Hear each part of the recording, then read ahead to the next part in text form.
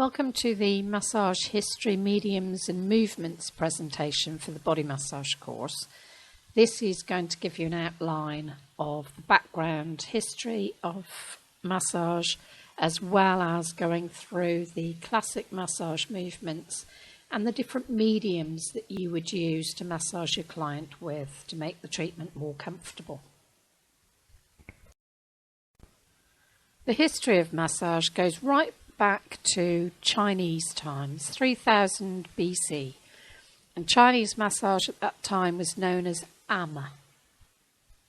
The Japanese also had some massage at this time, and this was known originally as tsubo, but as time progressed, the name of this treatment changed to shiatsu, which is our current day recognized Japanese therapy, which is shiatsu, which is done through clothes rather than on the bare skin, and they will apply pressure with hands, with maybe the feet or the arms. So their present Japanese form of massage was shiatsu.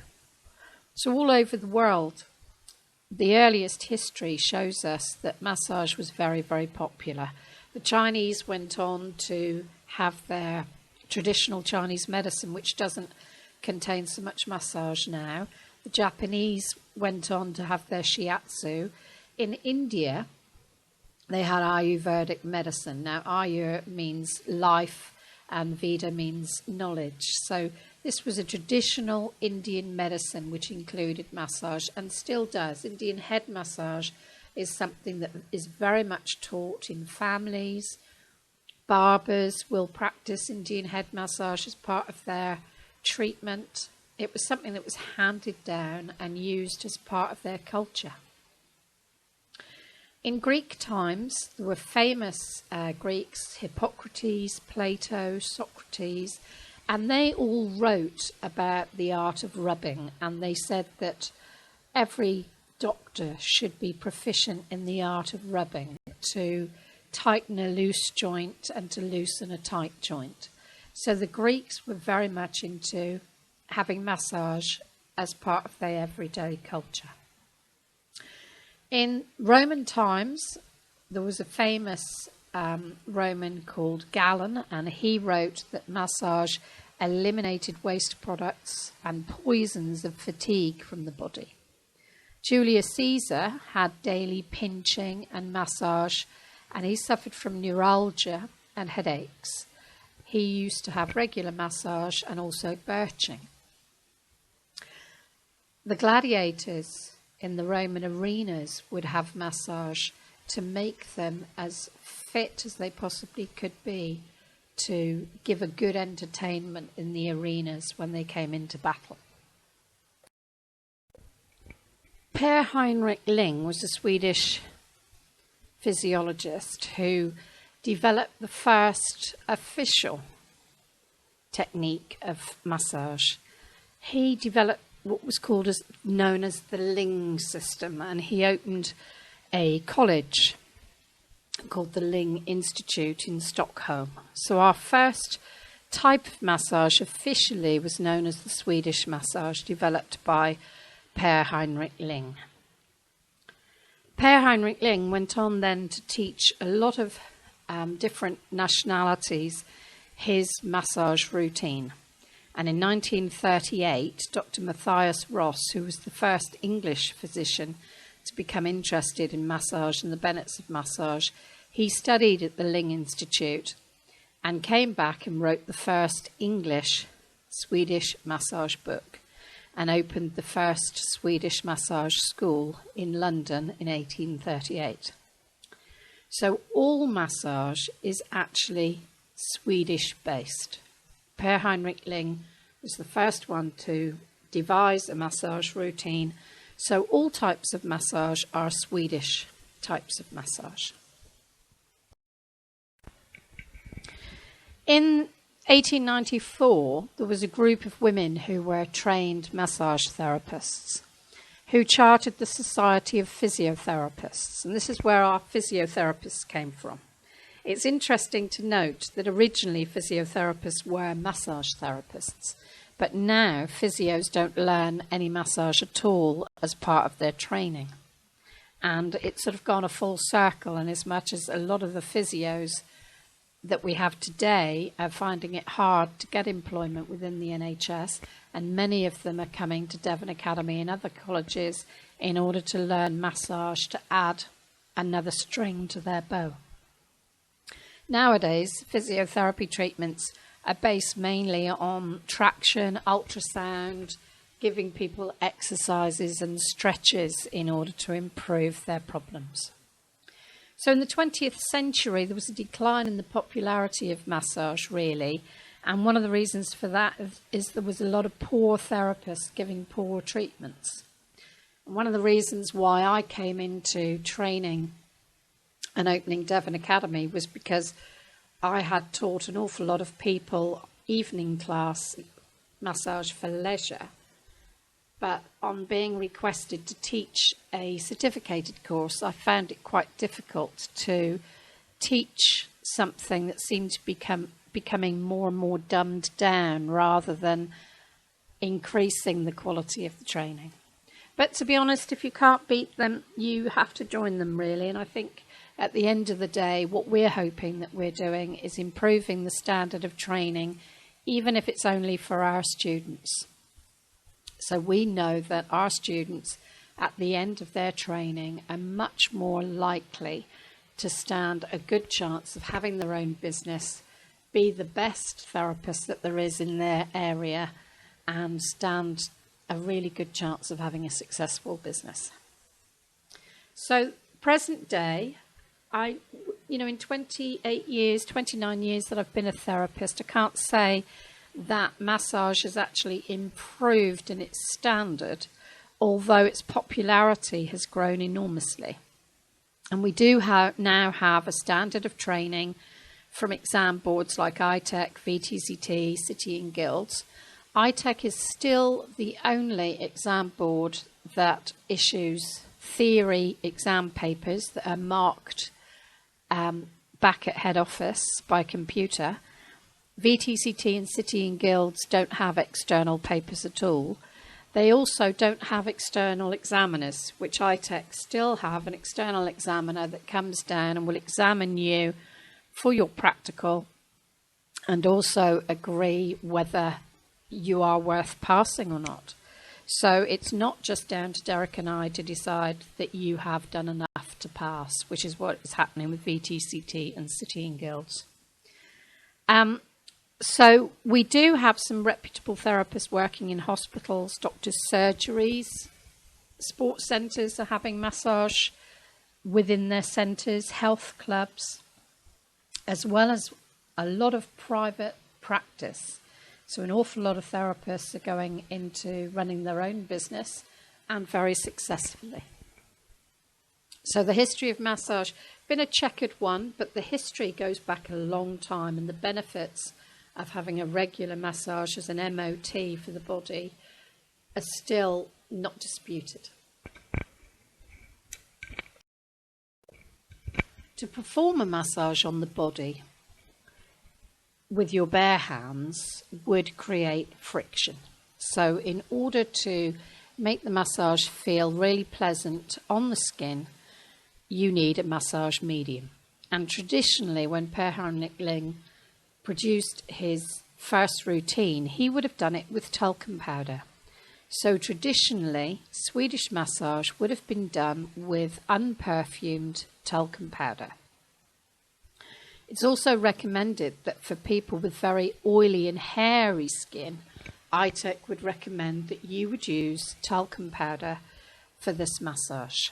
I completely disagree with that. I actually think if you've got oily and sweaty skin, the last thing you really want is to have talcum powder. And I think that with a hairy skin, you'd use more oil rather than have talcum powder, which tends to clog the pores.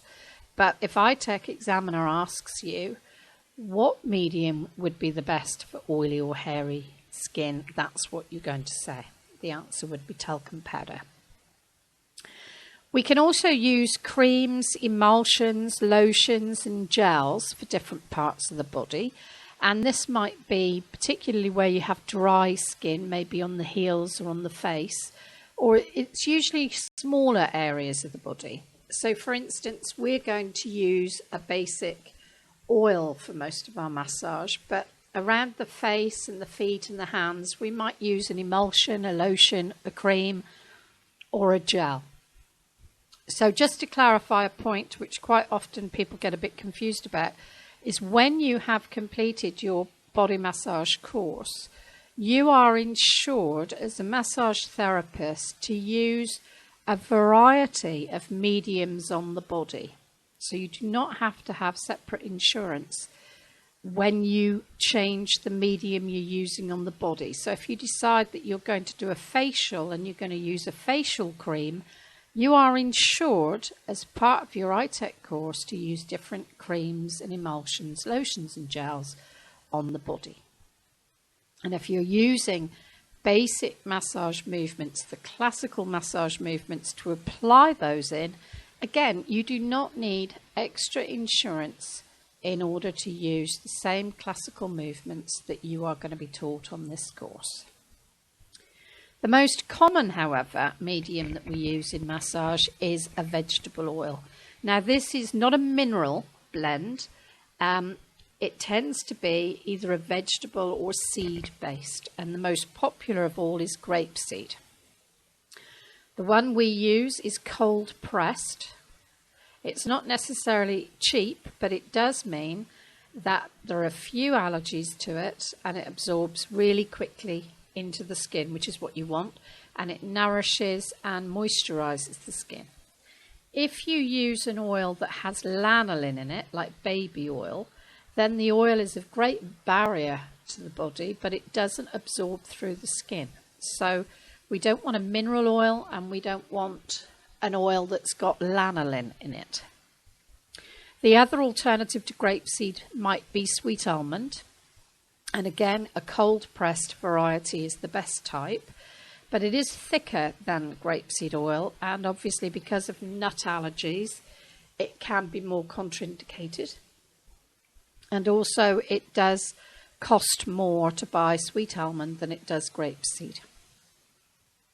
The quantity you need is obviously going to vary, but you want enough oil that you can manipulate and lift the skin. You don't want it slipping and sliding like some slippery fish, though. You do want to be able to manipulate and pick up the flesh. So you can always apply more, but it's very hard to take it off once you've applied it. If there's any doubt that your client is allergic or has sensitive skin, then we're going to do a patch test. And a patch test is where you apply a little amount of the oil under the arm, which is the most sensitive area, leave it for 24 hours and see if the client has a reaction to it, either redness or soreness. So that's how you would perform a patch test.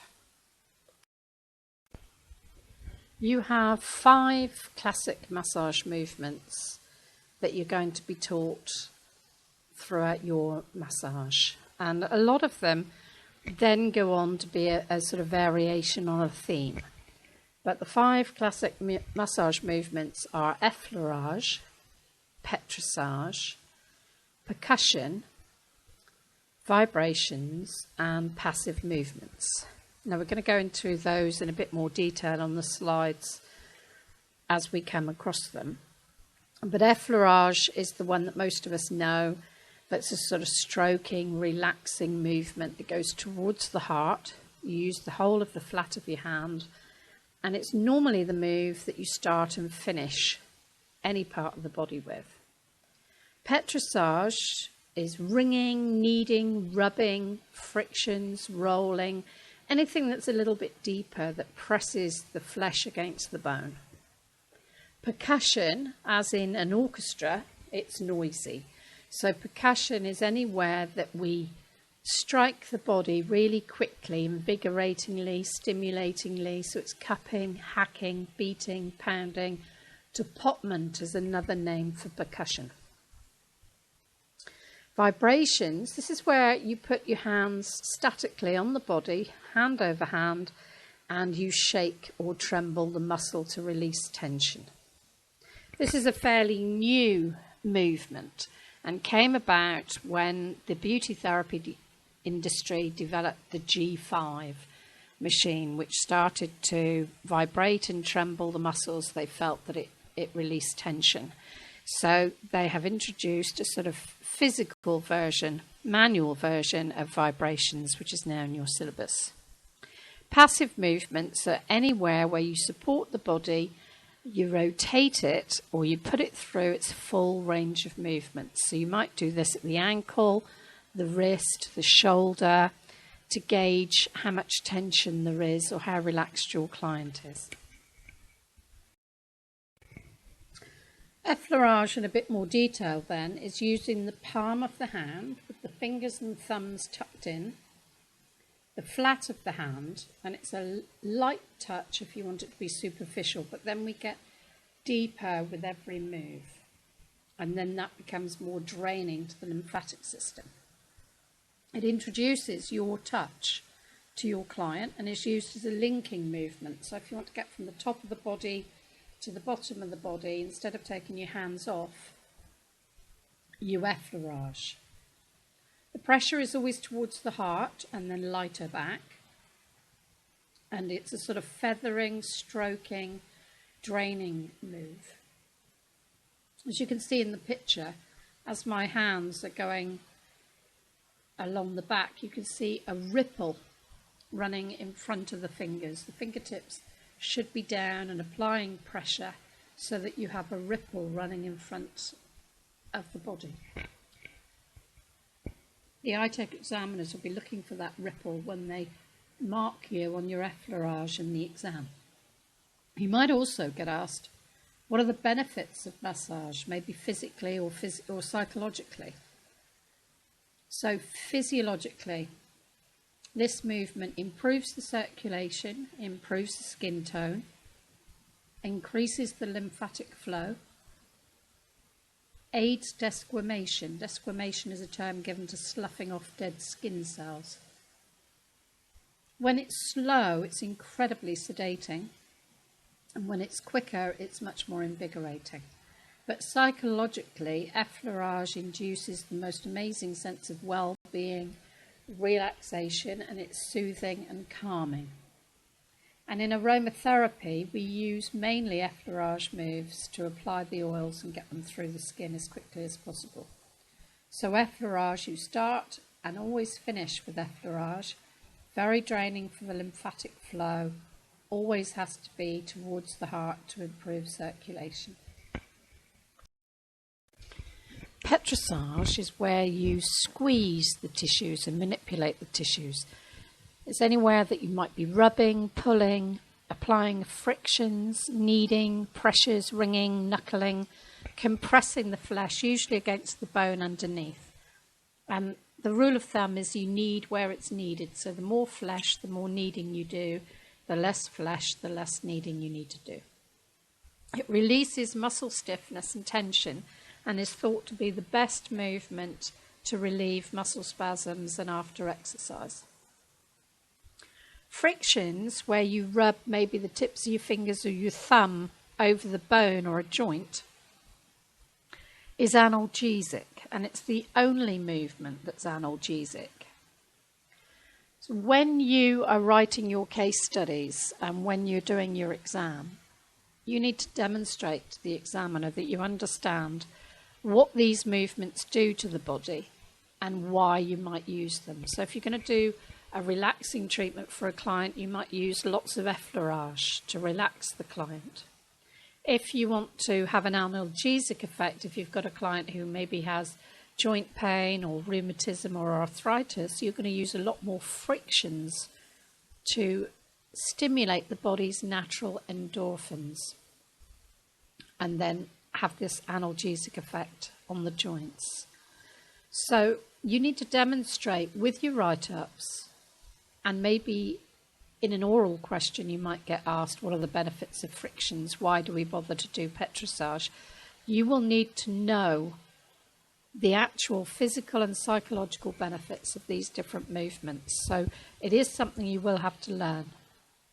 So the psychological benefits of petrissage, it's relaxing as well as invigorating. The more of it you do, the more invigorating it can become, and the slower you do it, the more relaxing it can become. But it does increase the blood supply. Normally after rubbing or frictioning or kneading, you might well produce erythema. Erythema is where the blood rushes to the surface and gives redness to the skin. It breaks down and aids toxin elimination, so it helps to break down fatty deposits, lactic acid nodules in the muscle. It relieves muscle spasm and stiffness after exercise. And all of these different moves, like rubbing, pulling, frictions, kneading, pressures, wringing, knuckling, they are all a type of petrissage. Percussion movements are striking the body, and they can be audible. They're brisk, invigorating, like cupping, hacking, beating, pounding. And tappement is done with the fingertips, so a sort of drumming on the face in particular stimulates the nerve endings. Cupping is done with the hands cupped and should have a sort of hollow sound on the body. Hacking is a relaxed karate chop, so it's not a rigid hand, it's relaxed. Beating is making a fist and palm down, beating on the body. Pounding is to the side of the hand. Tappement, as I said, is with the fingertips. And all these moves stimulate the body and stimulate the nerve endings.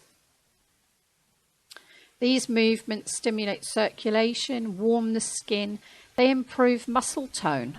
So funnily enough, if you've got a client who's very thin, percussion might be contraindicated on a bony, thin client, but not where the muscles are just lax and lack tone, because percussion is very good for the muscle tone. It stimulates the nerves, improves the muscle tone, reduces fatty deposits, loosens the mucus in the lungs. It draws the blood to the surface as an erythema, so it stimulates the circulation. And after percussion, you might well end up with a little redness on the skin. Cupping is a sound which is hollow.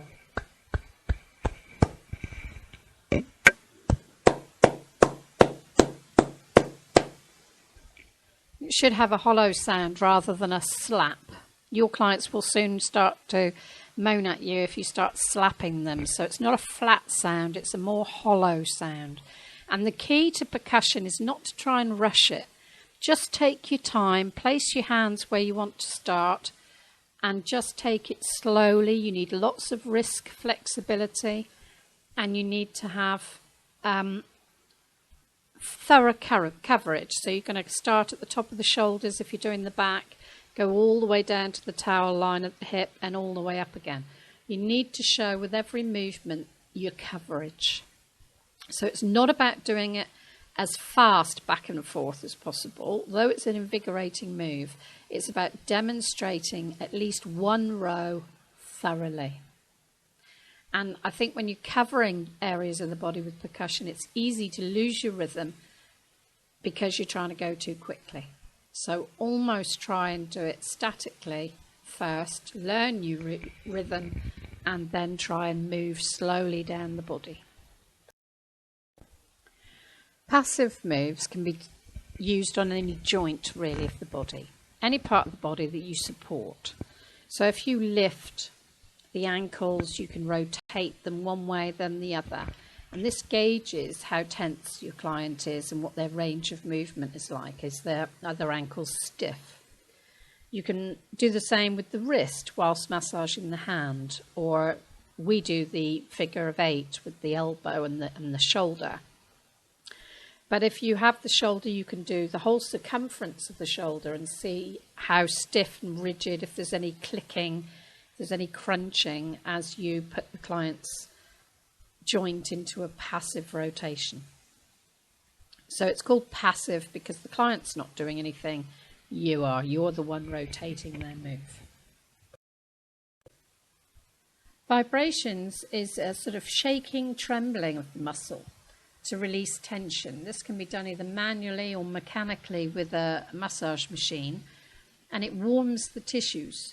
If petrissage and frictions are not releasing the tension in a large muscle, then vibrations are a movement that you can use more effectively.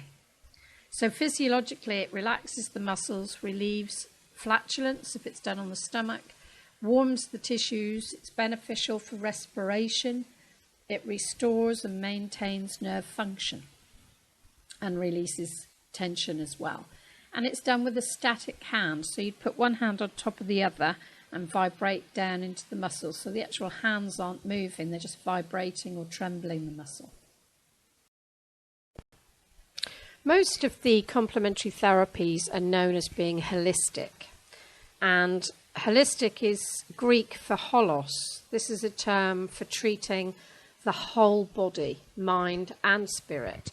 So when we talk about something being holistic, we mean it's going to mentally, physically and emotionally treat the person. In order to do this, you do need to know quite a lot about the client's background. You need to know their social, familial, working life, personal details about their life, so that you can have a good picture as to who they are and whether you're going to be doing body massage or aromatherapy or reflexology. You can adapt then your technique to suit the client's needs. So if they're very stressed, you might include a lot more effleurage in your treatment, and you might make sure your back treatment is a little longer maybe than you normally would do. The back is the key to relaxation, and if you do a really good back massage, then you're halfway there to relaxing your client. We also do the back of the body first, because we want our clients to really relax into their treatment. And if you get rid of some of the main tension areas in the body on the back, then your client will relax beautifully. And then we progress to the legs, turn your client over so they're in a good position then to sit up at the end of the treatment. A lot of beauty therapists start their treatment the other way round, but I've never really been that sure why. But for us, the key to relaxation is the back. So the back massage is the one you spend the most time on, and you make sure you do a really successful back treatment. Integral biology is a term given by iTEC to the study of the way our environment affects us in either a negative or a positive way, and what these factors are. And again, we need to build a good picture of our clients and what negative and positive factors they've got in their lives. Particularly if they're working with a computer or mobile phones, this is going to affect their shoulders, maybe their wrist, maybe they'll have carpal tunnel. If they're eating processed foods, the less fresh vegetables they're eating, then their diet might be affected and they might be having gastric problems. What chemicals they're taking in their diet, lack of exercise, sleep, stress, lack of fresh air, particularly in the workplace. How are they exposed to pollution? Are they jet lagged? Do they have financial problems? Lack of natural daylight. These are all things that do affect a client in their everyday life. Homeostasis is a term we use quite a lot, and massage is very good for bringing balance to the body and the balance or equilibrium of the body despite external influences.